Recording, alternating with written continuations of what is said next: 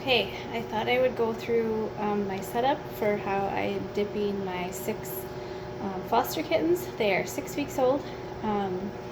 So this is kind of the setup I have in the bathroom.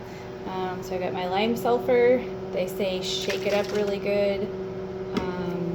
I pour it in here and then suck it up in the syringe. I'm doing 1:16 ratio. So I got 2 ounces in my syringe, and then I'm putting it in this garden sprayer, which I like. I think that works really slick. I got it off of Amazon. And then I'm going to measure 32 ounces of water in this clean container, and up to here says 32 ounces. It says general cleaner, but it's just clean and have clean water. Okay, so I just poured 32 ounces of very warm water from this faucet in here, so that way the kittens are bathed with warm solution. And they say put the lime sulfur in first and then add your water, just so the dilution is correct. And then I'll put on my sprayer. So then that'll be ready to go. My setup here is where we're going to do the dip. So I have a large litter box with a cloth in it. And then I have here just clean kind of hand towels that each kitten will get a little squeeze with after their application of lime sulfur, just to get the dripping wet lime sulfur off. And then I have little makeup pads here that I'll use. Each kitten gets their own, and I'll use to do like their nose and around their eyes and cheeks and ears. I have a little bullet of saline in case I get some lime sulfur in their eyes, to rinse that out right away. Then I have a crate, which everyone is going to go into. I've got one snuggle safe in there already underneath the towel. And that way everyone can choose to go on there or not. I'm going to put a second one in there because they seem to really appreciate being on the snuggle safe.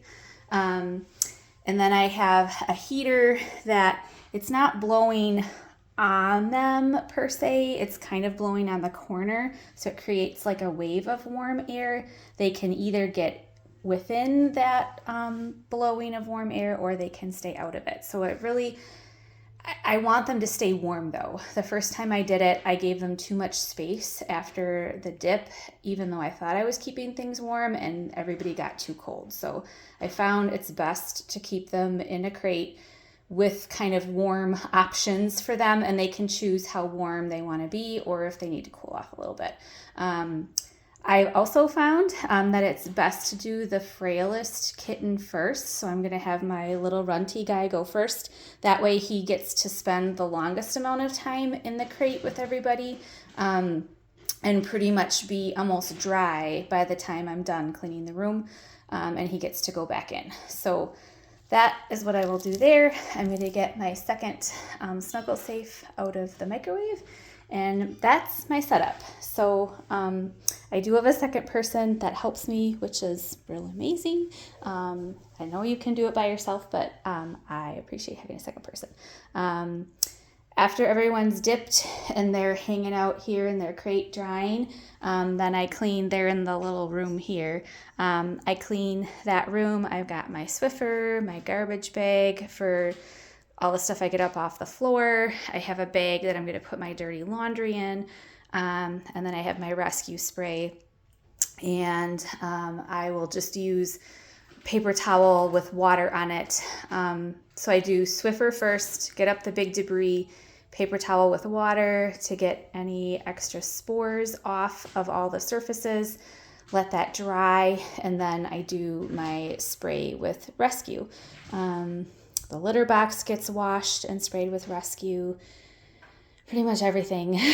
Toys go in the garbage bag for laundry. And then after everything's nice and clean and great, bowls are washed and back in, everybody gets to go back in their little room.